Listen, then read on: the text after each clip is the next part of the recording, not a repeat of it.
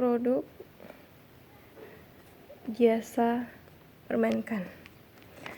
Nah, produk jasa perbankan seperti dari namanya ya, produk jasa berarti memberikan jasa atau layanan kepada masyarakat yang sifatnya itu memperlancar kegiatan perbankan, khususnya juga memperlancar kegiatan transaksi perdagangan maupun memperlancar transaksi atau peredaran uang antara masyarakat ke masyarakat. Jadi inilah bentuk layanannya produk jasa.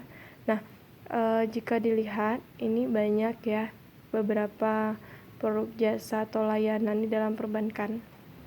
Mungkin di buku itu bisa kalian lihat ada transfer. Mungkin ini kalau transfer sudah biasa ya, artinya sering kita lakukan karena kita sering melakukan pemindahan uang dari satu rekening ke rekening yang lain.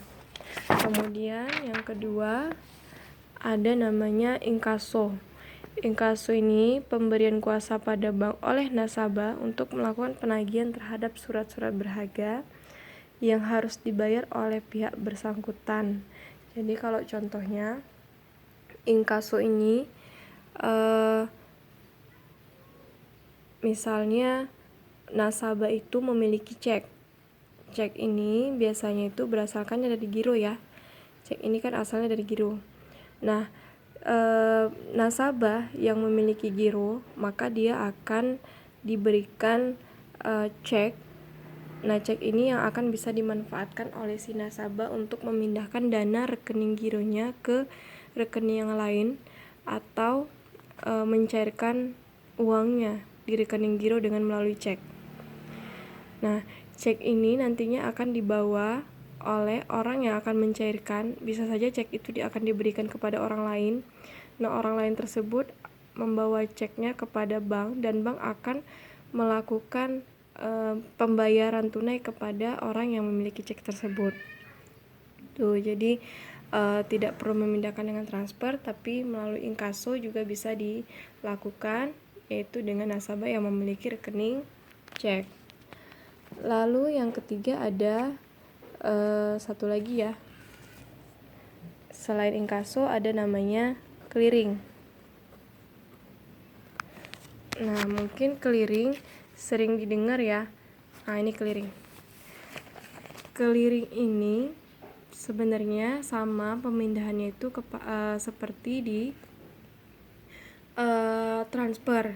Namun bedanya kalau clearing ini pemindahannya itu biasanya lebih besar nilainya ketimbang yang transfer. Jadi jika kita punya rekening uang di rekening lalu kita mau pindahkan dengan total 20 juta sampai 30 juta ke atas, dan itu mau kita pindahkan ke bank yang lain. Bank yang lain itu yang memang dia terselenggara sama-sama mempunyai clearing ya di Bank Indonesia. Sehingga nanti untuk pemindahan antara bank satu dengan bank yang lainnya itu dengan uang nominal yang besar itu bisa dipindahkan. Tapi kalau misalnya bank tersebut bukan peserta clearing, maka dia tidak bisa dipindahkan dananya. Nah, ini terkhusus saja bank perkreditan rakyat untuk yang konven atau bank pembiayaan rakyat syariah untuk bank syariah. Nah, itu tidak bisa melakukan jasa clearing, jadi dia tidak bisa memindahkan dana. Sama dengan transfer ya, transfer juga tidak ada di bank pembiayaan rakyat syariah atau bank perkreditan rakyat syariah untuk yang konvensional. Nah, itu. Lalu yang keempat ada safe deposit box. Safe deposit box ini adalah bentuk layanan di mana ketika masyarakat punya surat-surat berharga atau barang berharga yang ingin disimpankan di bank, maka akan disimpankan di dalam kotak pengaman ini. Kotak pengaman ini bentuknya aman ya, aman anti bencana, aman anti kebakaran ya. Jadi apabila barang atau surat berharga kita yang akan kita simpankan di bank itu akan tetap terjaga. dan aman. Kemudian ada LC atau letter of credit. Nah, letter of credit ini kita contohkan ya. Kalau dibilang itu merupakan surat tagihan atau surat kredit ya, yang berdokumen yang dia sama-sama yang biasanya dilakukan oleh orang yang berbisnis atau bertransaksi perdagangan. Jadi kita contohkan, misalnya Herdian, dia adalah pengusaha sepatu, sepatu kulit ya, pengusaha sepatu kulit.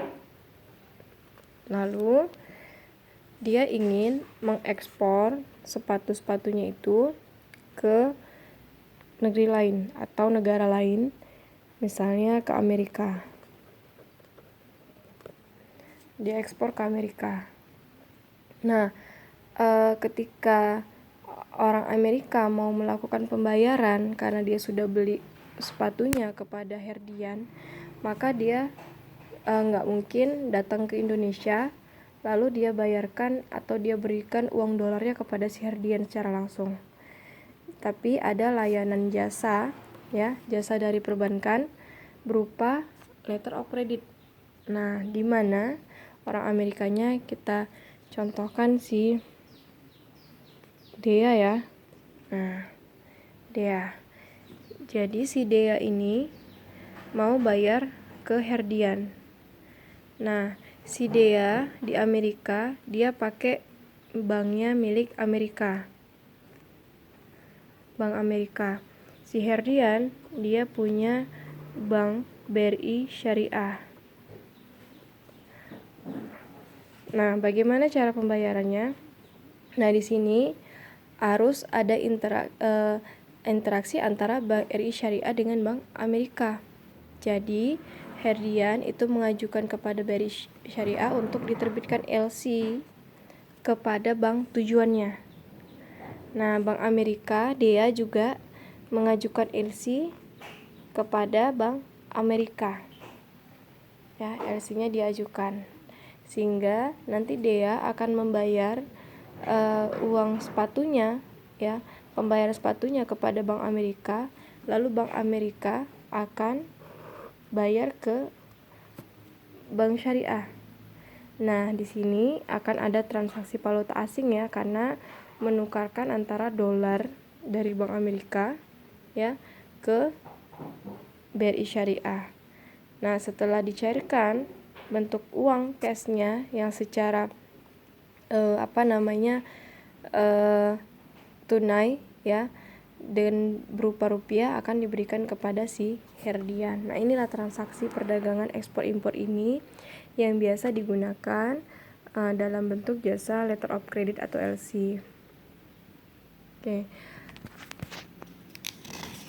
Selanjutnya ada kartu kredit ya. Kalau kartu kredit atau bank card ini tidak ada di bank syariah, tapi dia hanya ada di bank konvensional, karena kartu kredit ini ada bentuk jasa tambahannya ya, bentuknya hutang pinjaman, jadi dia tidak bisa digunakan oleh bank syariah.